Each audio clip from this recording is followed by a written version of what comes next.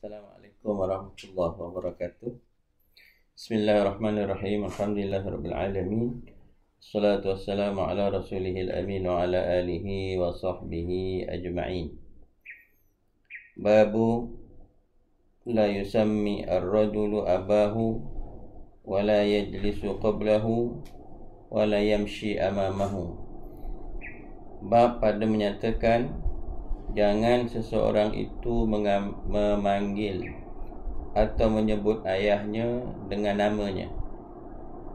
Jangan duduk sebelumnya dan jangan berjalan di hadapannya.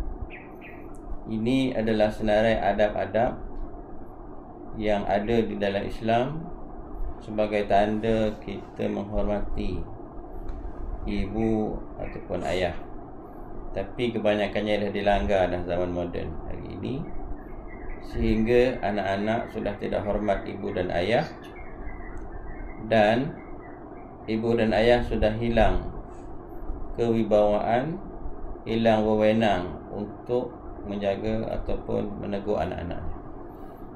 Mudah-mudahan tidak berlaku kepada keluarga-keluarga Muslim, anak yang tidak hormat kepada kedua orang tuanya dan kedua orang tuanya gagal menggunakan kuasa yang telah diberikan oleh Islam untuk mendidik anak-anaknya.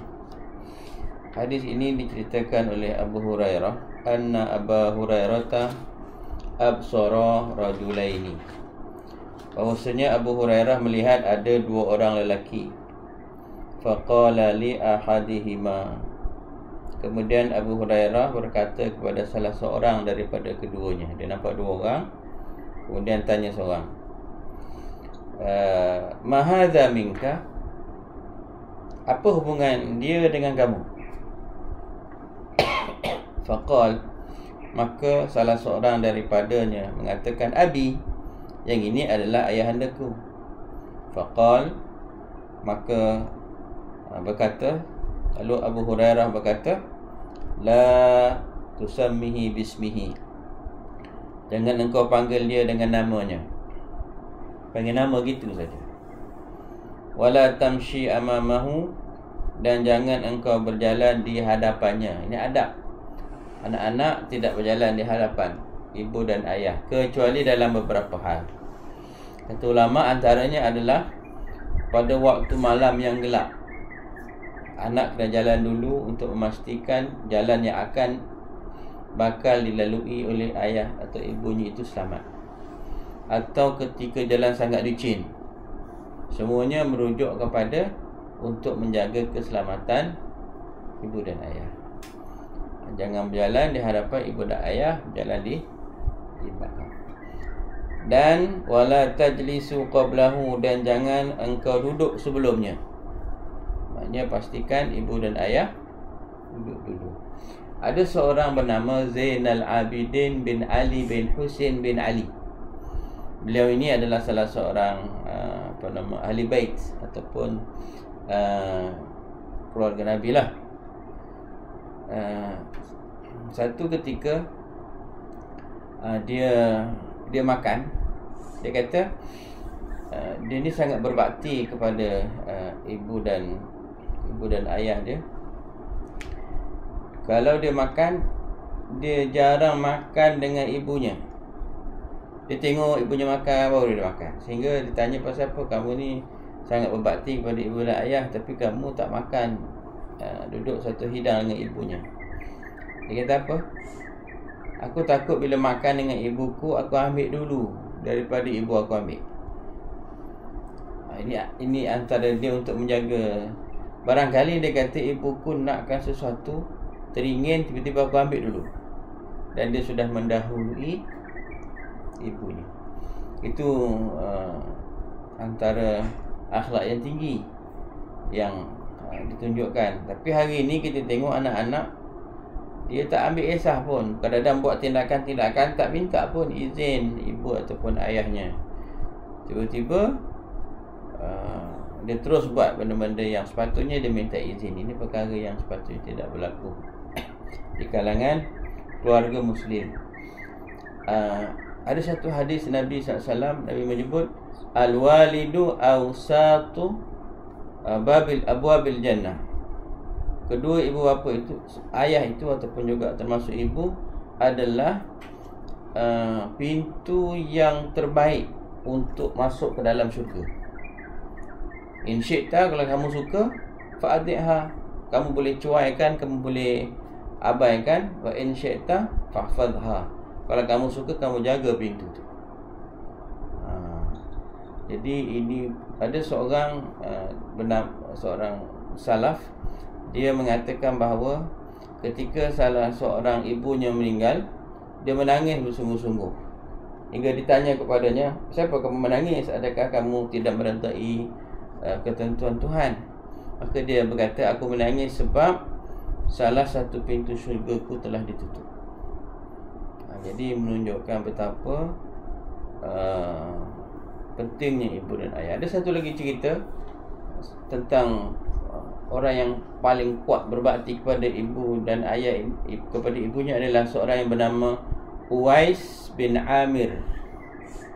Uwais bin Amir Al-Qarni.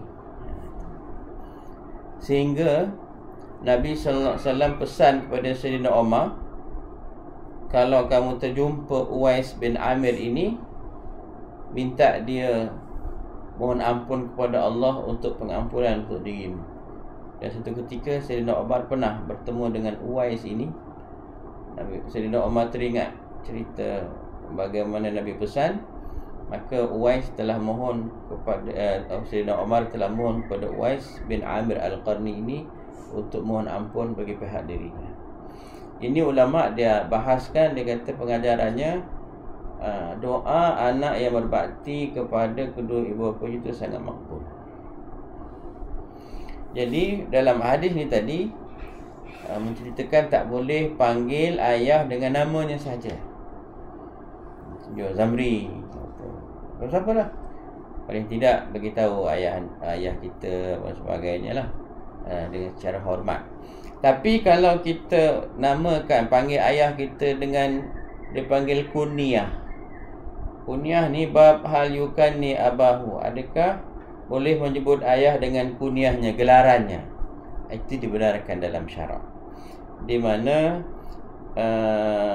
Salim pernah berkata kepada Ibnu Umar ketika mengajak Ibnu Umar solat.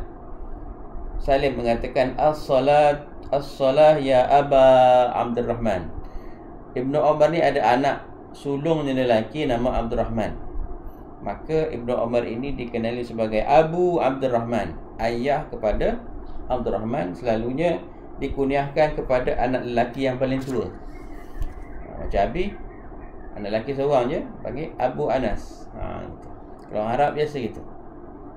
Dan satu ketika Ibnu Umar, anak kepada Sayyidina Umar, pernah dia bersembang-sembang dengan orang lain. Dia pernah memanggil ayahnya iaitu Sayyidina Umar sebagai Abu Hafsin. Abu Hafsin Umar qada. Ibnu Umar pernah menyebut bahawa ayahku itu Umar, Sayyidina Umar dipanggil sebagai Abu Hafsin, telah memutuskan perkara ini. Hafsin itu mengikut dalam bahasa Arab adalah singa. Ini gelaran kepada Sayyidina Umar sebab keberaniannya. Itu dipanggil Abu Hafsin. Macam Abu Hurairah lah. Abu Hurairah adalah bapa kepada anak-anak kucing. Mesti ada cerita di sebaliknya, bagaimana Abu Hurairah sangat sayang melihara anak kucing. Abu Hafsin memberi gelaran bahawa Umar ini sebagai orang yang garang. InsyaAllah itu antara perkara-perkara adab-adab yang perlu kita baca, yang perlu kita amalkan. Tidak panggil ibu ayah dengan nama saja, tidak berjalan di hadapan ayah, dan tidak duduk kecuali mereka duduk dulu. Allah a'lam. Sallallahu ala sayyidina Muhammad wa ala alihi wa sahbihi ajma'in. Walhamdulillahirabbil alamin. Assalamualaikum warahmatullahi wabarakatuh.